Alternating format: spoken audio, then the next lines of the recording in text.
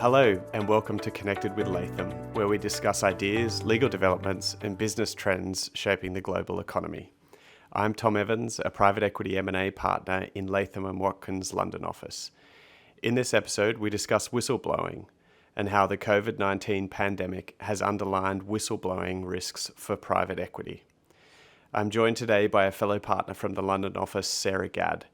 Sarah is part of the Benefits, Compensation and Employment practice and advises on employment law, human resource issues, benefits and incentives.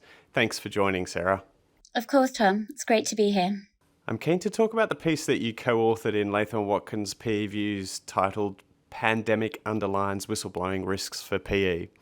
In the article, you discuss how PE firms need to remain watchful for whistleblowing issues involving both portfolio and target companies. Why is whistleblowing in focus now? Sure. As with many things right now, COVID-19 has brought whistleblowing into focus. There is now simply more to blow the whistle about, including new workplace health and safety issues arising from COVID-19 and misuse of government furlough and similar schemes. To put this into context, by July 2020, there had been 4,500 whistleblowing complaints to HMRC by employees complaining that they were required to work whilst on furlough. That type of whistleblowing just didn't exist before COVID. Similarly, as of February 2021, almost half of COVID whistleblower reports to the UK Independent Health and Safety Regulator have related to failures of employers to implement social distancing measures. So, whilst health and safety breaches have always been a high-risk area for whistleblowing, COVID has brought a new focus on ensuring employers comply with the rules and provide a safe place of work in all types of workplace, including offices and other workplaces where health and safety concerns used to be few and far between. I should also emphasise events highlighted by the movements like Black Lives Matter and Me Too. I think employees are increasingly aware of their own rights not to be discriminated against in the workplace and are more likely to speak up if they experience a negative workplace culture. And of course, this is in addition to long-standing whistleblowing issues such as accounting irregularities, anti-competitive behaviour and bribery and corruption. Crikey. And how do you see the current jobs market impacting the whistleblowing matrix? It's a good question. I think in a buoyant market like we have at the moment, where employees are in high demand, it's really important for employers to have a good workplace culture. There's a lot of evidence that employees rank culture as a really high on their list of things to look for in a new employer and also in the kind of factors that make them stay in a job. Equally, it's a good opportunity for employers to get this right, because if you have a good workplace culture in place now, you're going to reduce the risk for whistleblowing claims later when the market might change. Typically, in a depressed jobs market, when we see people losing their jobs, whistleblowing claims often get attached to other employment termination claims as a way of enhancing potential compensation and improving employee negotiating position. So back to fundamentals, Sarah. What are the implications of asserting whistleblower status? Yeah, well, that depends on the employment jurisdiction, because typically jurisdiction determines the detail of what whistleblower status means in practice. For example, in the US, there are federal and state laws which provide a plethora of whistleblowing protections, and also monetary awards from regulators can provide a powerful incentive to eligible individuals who report violations. And is that the case in the UK? Not exactly. So UK regulators don't reward whistleblowers for tip-offs, and employers generally don't reward either. However, whistleblowers do have enhanced protection against dismissal if they make a qualifying protected disclosure in good faith, even if the allegation is ultimately unfounded. And in a PE context, what does that mean for deal makers and portfolio company investments? How significant is that? Yeah, it can be pretty significant, Tom. So for a portfolio company terminating a manager, whistleblower protections can have broad application and can afford the manager the right to argue unfair dismissal for reasons related to the disclosure. And this is really important because whistleblowers can claim for uncapped compensation without needing any qualifying service, whereas typically in an unfair dismissal claim, compensation is capped and employees have to have 2 years' service to be able to bring a claim. Right, that is significant. How do you see this trend of increased whistleblower risks impacting company behaviours? Well, we anticipate that when terminating employees, employers will need to increase their focus on establishing a clear evidential trail, setting out what the real reason for dismissal was, to sort of defeat any argument that it was due to the employee being a whistleblower. Employers should also ensure they've got good, robust processes in place which identify and investigate potential whistleblowing allegations, which might be buried in an employee grievance or an email chain. Crucially, this requires a lot of collaboration between the organisation's legal, HR and compliance functions to make sure that whistleblowing allegations are properly identified.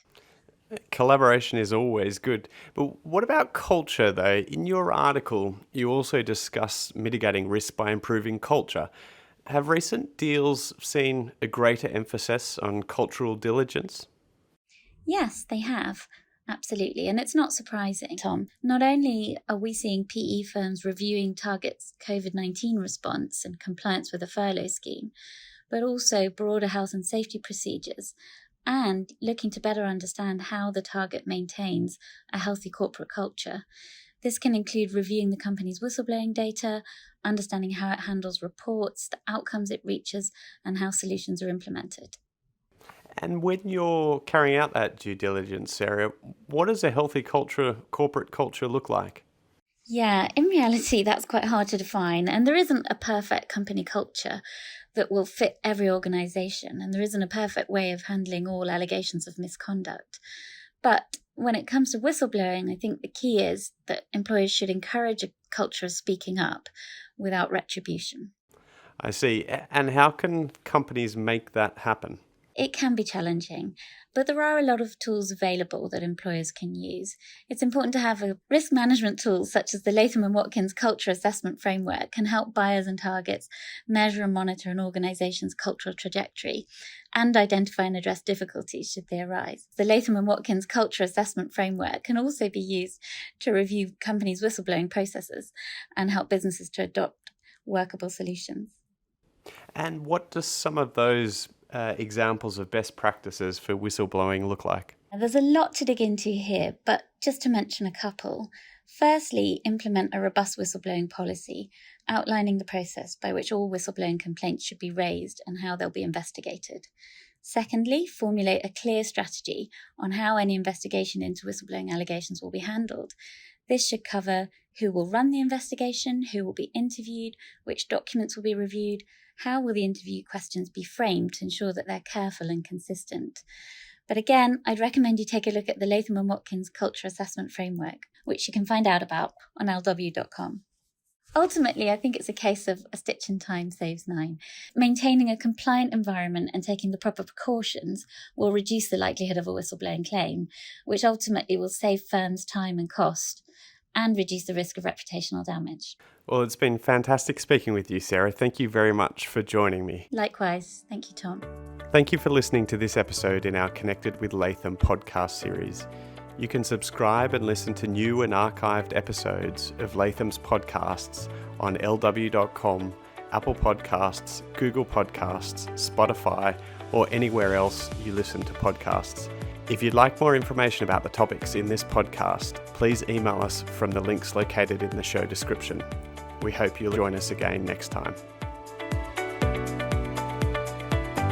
This podcast is provided as a service of Latham & Watkins LLP. Listening to this podcast does not create an attorney-client relationship between you and Latham & Watkins LLP, and you should not send confidential information to Latham & Watkins LLP. While we make every effort to assure that the content of this podcast is accurate, comprehensive, and current, we do not warrant or guarantee any of those things. And you may not rely on this podcast as a substitute for legal research and/or consulting a qualified attorney. Listening to this podcast is not a substitute for engaging a lawyer to advise you on your individual needs. Should you require legal advice on the issues covered in this podcast, please consult a qualified attorney. Under New York's Code of Professional Responsibility, portions of this communication contain attorney advertising. Prior results do not guarantee a similar outcome. Results depend upon a variety of factors unique to each representation. Please direct all inquiries regarding the conduct of Latham & Watkins attorneys under the New York's disciplinary rules to Latham & Watkins LLP, 885 3rd Avenue, New York, New York, 10022. 4834. Phone number 1-212-906-1200.